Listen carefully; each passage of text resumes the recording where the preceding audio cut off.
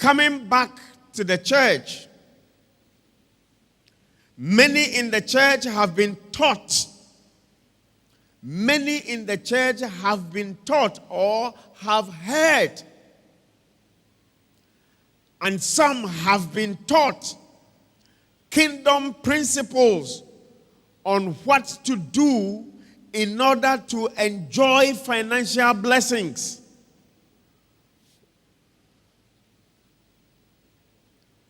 They have heard, and some have been taught. Some have enrolled in the Bible school where detailed teaching has gone on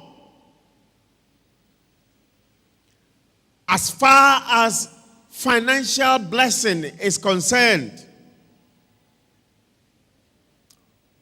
Unfortunately, only a few know how to apply the principles that they have been taught. Very few know how to apply the principles that they have been taught so that they could obtain the results that are promised.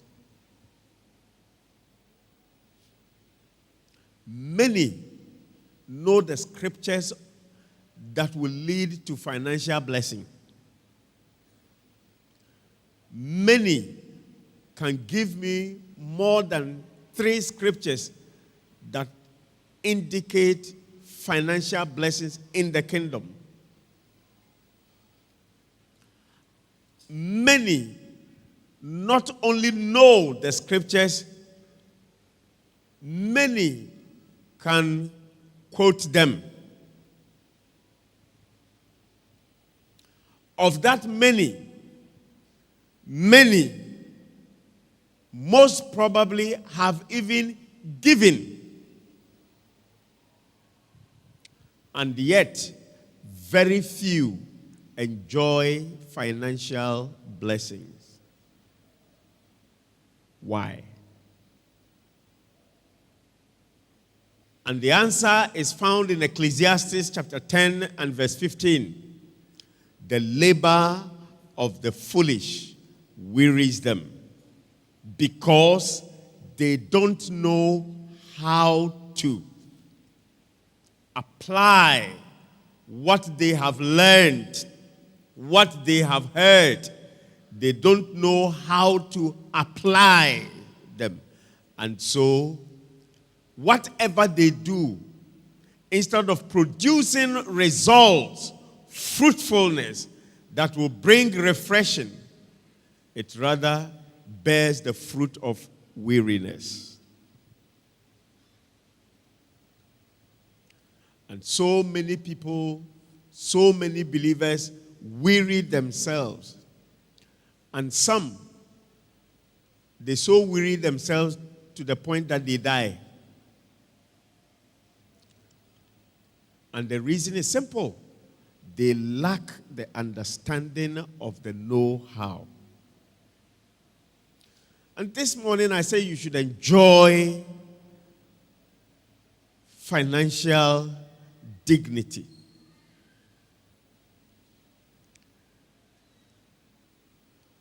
I'm going to show you what to do, which I know you know.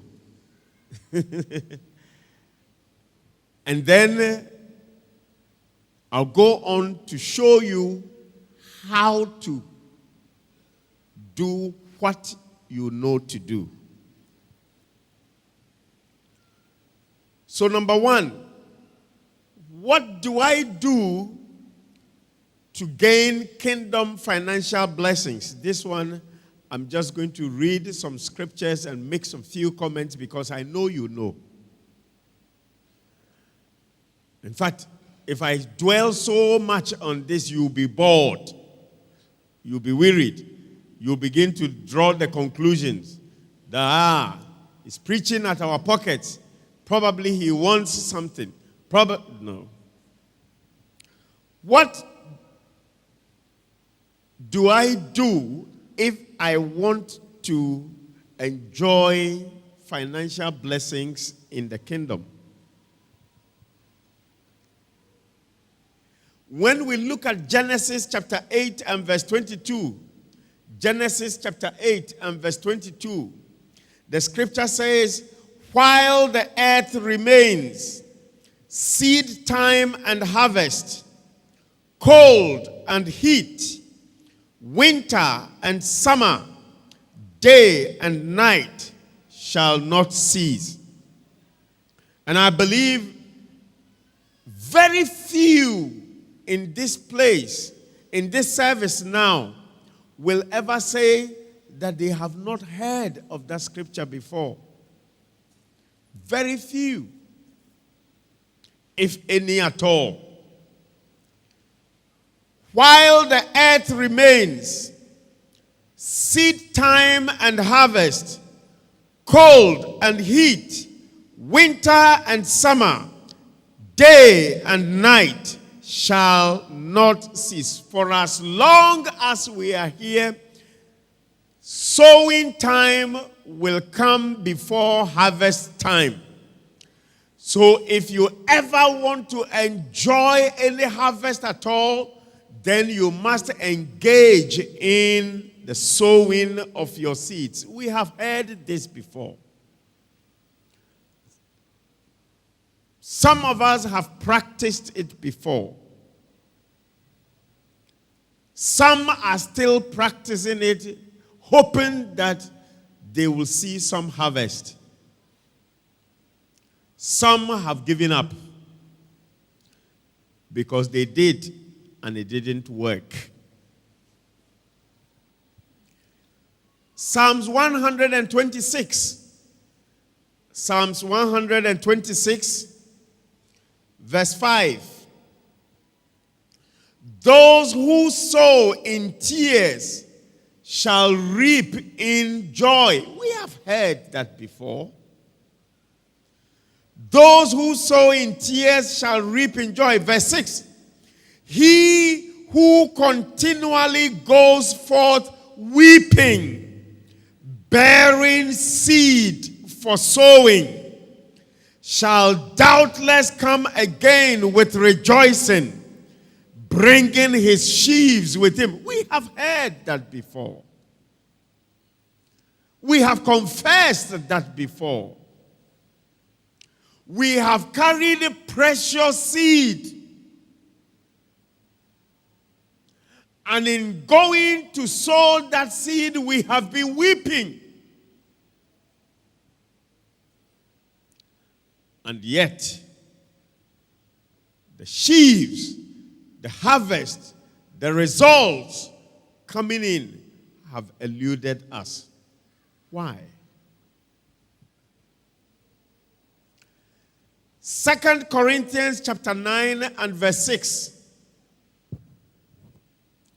2 Corinthians chapter 9, verse 6.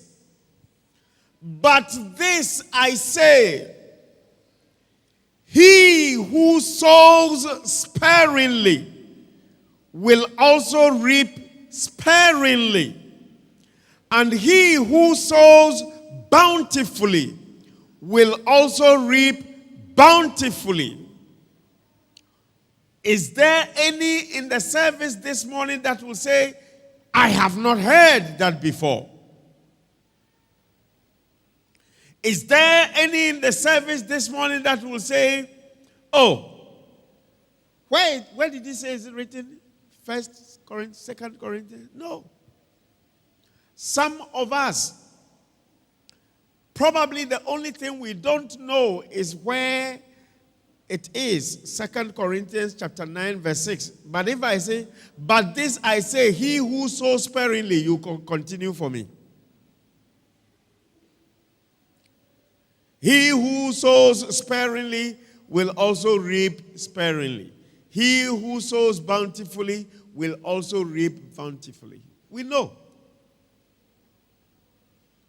We know. So wisdom is not really in just knowing. Wisdom finds expression when we apply what we know to our situation and we see the results.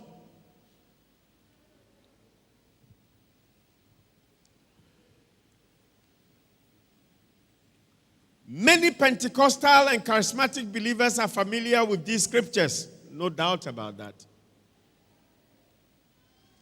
Some are practitioners of these same scriptures that I have read. I've given us 3 scriptures, none of which is strange to us. Some of us sitting down here have been practicing these scriptures, and there are some that have given up. There are some that said, all that I had I gave, I didn't see anything. So what do I have to give again? Many of such people that have even practiced these scriptures, they have been unable to reap the harvest that is attached, the blessing that is attached. And the reason is very simple. They lack the understanding of the how-to. They lack the understanding of the how-to. They lack the understanding of the how-to.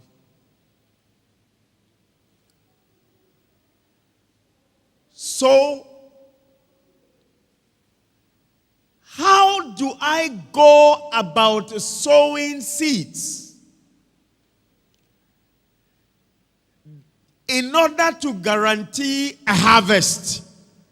That is the issue I want us to look at today. My message is not to ask you to sow seeds because you have been told, and some of you have practiced it.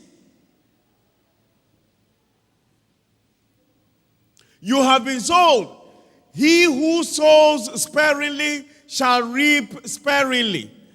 And because of that, you went and you sowed bountifully, but you haven't seen any bountiful harvest. Whilst the earth remains, seed time and harvest shall not cease. And you have planted seeds. Probably for the past 5 years, you have been sowing seeds. When is harvest coming? Because you need the harvest in order to sow again. Is it just sow seed, sow seed, sow seed? Or is the harvest really, really coming when we get to heaven?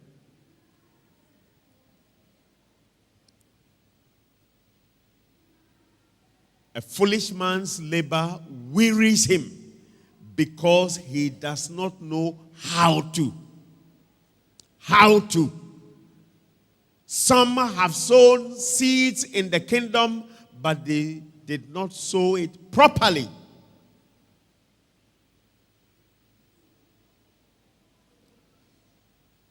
Now let me direct my attention to how to sow in the kingdom in order to reap a harvest.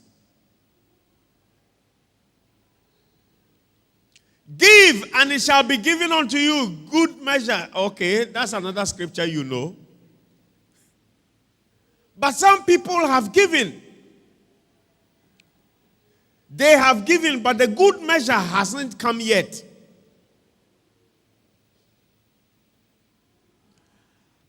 And if care is not taken, those are the scriptures that will be preached over and over and over again until you get frustrated. Until you conclude that this thing doesn't work. Until you begin to say that the preachers are just preaching to collect money. People that talk like that is because they have given and they didn't see result. So how do I sow in the kingdom in order to reap a harvest? Let's look at the passage in Job chapter 36. Job chapter 36 and verse 11. Job chapter 36 and verse 11. So I'm bringing this message to you knowing that you know what to do. If you want to enjoy blessings, financial blessings, you know what to do. You know what to do. And some of you have been doing what you know to do. But the challenge has always been, am I doing it correctly?